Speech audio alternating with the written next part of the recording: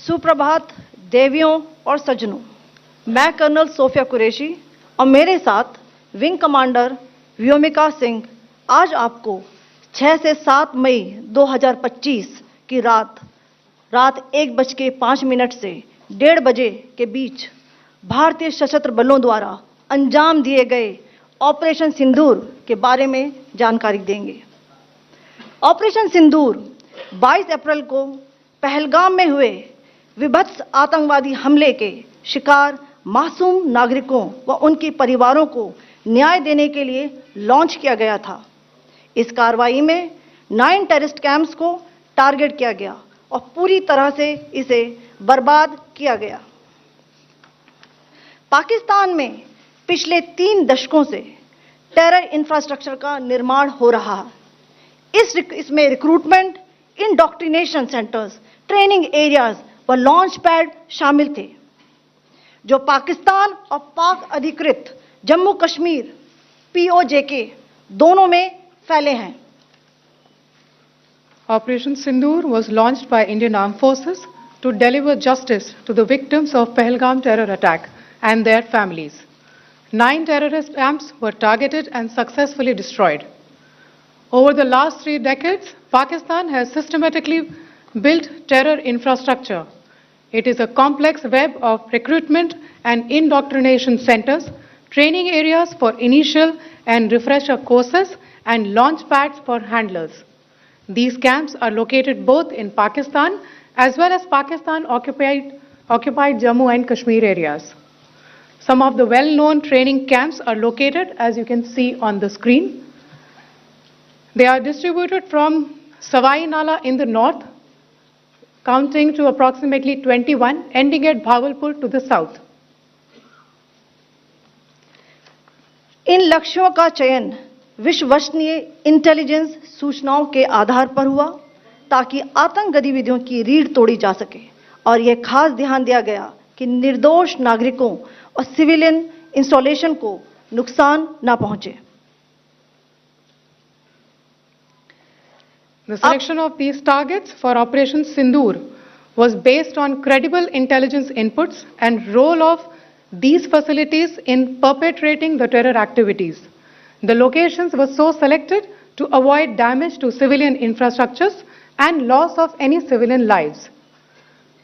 This was done with due diligence, and the camps selected for targeting and their engagement will now be shown to you one by one. POJK के target मैं आपको बताना चाहूंगी। सबसे पहले सवाई नाला camp Muzaffarabad, जो कि POJK के लाइन ऑफ कंट्रोल से 30 किलोमीटर दूर है। यह एक लश्कर-ए-तौयबा का ट्रेनिंग सेंटर था। 20 अक्टूबर 2024 सोनमर्ग, 24 अक्टूबर 24 गुलमर्ग, 22 अप्रैल 2025 पहलगाम, इन हमलों के आतंकियों ने यहीं से प्रशिक्षण लिया था। सैयदना बिलाल कैंप मुजफ्फराबाद, यह एक जैश-ए-मोहम्मद का स्टेजिंग एरिया है। यह हथियार, विस्फोटक और जंगल सर्वाइवल ट्रेनिंग का केंद्र भी था। गुलपुर कैंप कोटली, यह LOC से 30 किलोमीटर दूर था। लश्कर-ए-तौयबा का बेस था, जो रजौरी, पुंछ में सक्रिय था। 20 अप्रैल 2023 को पुंछ में और 9 जून 2024 को तीर्थ यात्रियों के बस हमले में यहीं से आतंकी को ट्रेन किया गया था।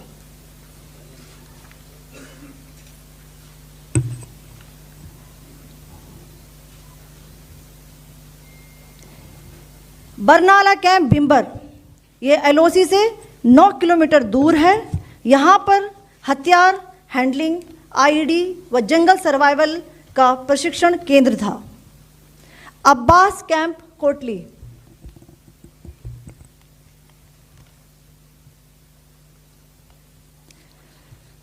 यह LOC से 13 किलोमीटर दूर है।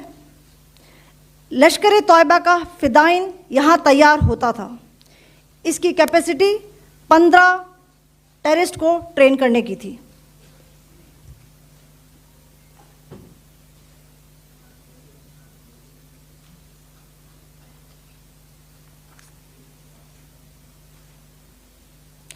अब मैं पाकिस्तान के अंदर के टारगेट से अवगत कराना चाहूँगी।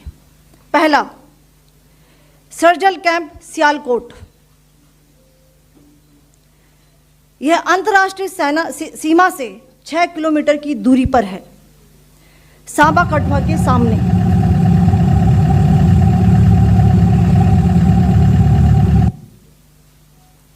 मार्च 2025 में जम्मू एंड कश्मीर पुलिस के 4 जवानों को की जो हत्या की गई थी, उन आतंकवादियों को इसी जगह पर ट्रेन किया गया था। दूसरा, महमूना जाया कैंप सियालकोट। यह 18 से 12 किलोमीटर आईबी से दूर था। हिजबुल मुजाहिदीन का बहुत बड़ा कैंप था। यह कठुआ जम्मू क्षेत्र में आतंक फैलाने का नियंत्रण केंद्र था। पठानकोट एयरफोर्स बेस पर किया गया हमला भी इसी कैंप से प्लान और डायरेक्ट किया गया था। मरकज ताइबा मुरीद के, यह आईबी से 18 से 25 किलोमीटर दूरी पर है।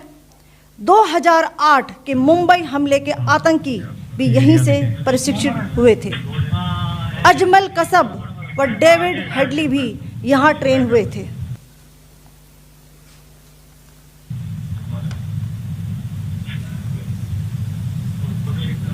आगे दूसरा आया।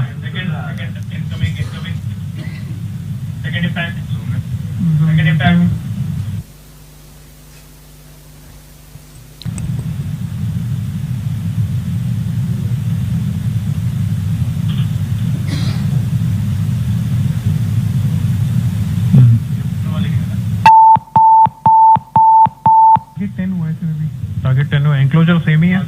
7 it is hit the target. हाँ हाँ।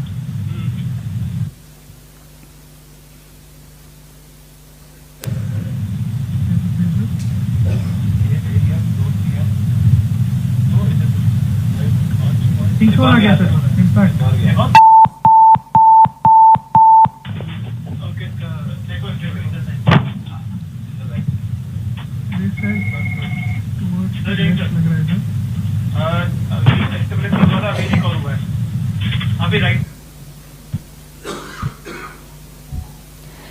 मरकज सुभान अल्लाह भावलपुर, यह इंटरनेशनल बाउंड्री से 100 किलोमीटर दूर है।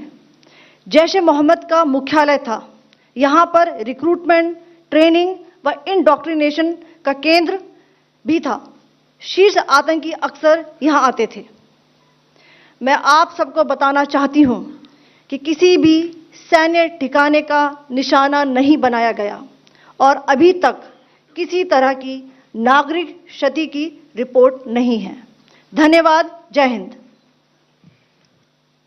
The strike on the terror camps were undertaken through precision capability, as shown to you. A niche technology weapons with careful selection of warheads was ensured so that there will be no collateral damage. The point of impact in each of the target was a specific building or a group of buildings. All the targets were neutralized with clinical efficiency, and the results reiterate the professionalism of the Indian Armed Forces in the planning and execution of their operations. No military establishments were targeted. India has demonstrated considerable restraint in its response. However, it must be said that the Indian Armed Forces are fully prepared to respond to Pakistani misadventures, if any, that will escalate this situation. Jai Hind, and thank you very much. Ladies and gentlemen, friends in the media, I ask your indulgence today.